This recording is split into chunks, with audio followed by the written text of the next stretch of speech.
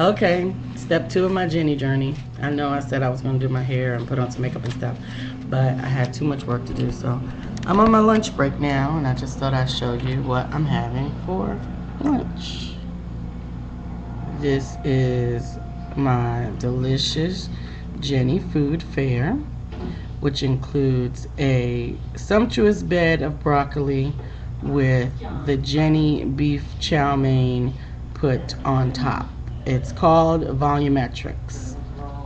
So the reason why it's called volumetrics is because, as you can see, it was a really lot of food, but it's really mostly vegetables, which is why I have to take Beano so that there'll be no gas, so that I won't blow the people out, because believe me, the most food that I have on my plate is broccoli. I just, normally people put the pasta or the starch on the bottom and then put the vegetable in the sauce or whatever on top. I make my vegetable medley on the bottom, a large mound of it, because you can eat as much vegetables, certain vegetables with Jenny Craig, as you want. Excuse me. So I put them on the bottom, and then I put my portion controlled pasta and protein and sauce on top of that, and that way the flavor gets all throughout all the vegetables, and the vegetables also make you full. So I'm gonna eat that. Bon appetit. Thank you. And I always try to pray before I eat, because I need God to help me on this food journey that I'm on. I was watching Spanglish, which I absolutely love. Adam Sandler in that movie.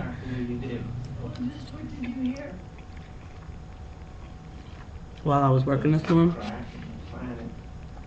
on the other computer. And, well, no, this is my personal computer. The other computer is what I was working on, my work computer. Anyway, I really like Spanglish, because it's like these two people are almost made for each other, but they're really not. They just think they are, because they're driven together by circumstances. That's pretty good. But what I like is that they don't really completely give in to the temptation, because they both have a nice, good, strong moral fiber, which you don't see in movies that very much anymore. I also watched Nip Tuck last night. Oh my goodness, that is my show. I couldn't even believe it when that lady walked in there and cut off her breast in the plastic surgeon's office. She cut it off. Good breast, regular breast, her own breast, because her mother died of breast cancer and her sister died of breast cancer, and she just figured that she was going to be destined to have breast cancer. But even though she had turned up negative every time that she had been tested, she still had this paranoia about getting breast cancer. So what she did was she asked the plastic surgeon to cut off her breasts and give her implants,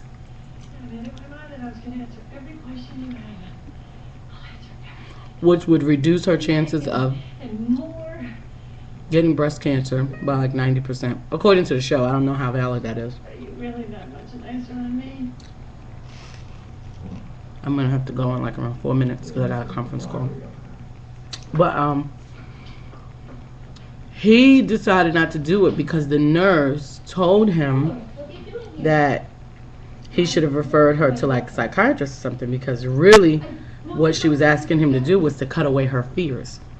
But it all ended up being like about pro-choice, or like the choice to do what you want with your body. And ultimately, after she cut her breast off in the doctor's office, The reason I took this chance in telling you is that I want us to be good.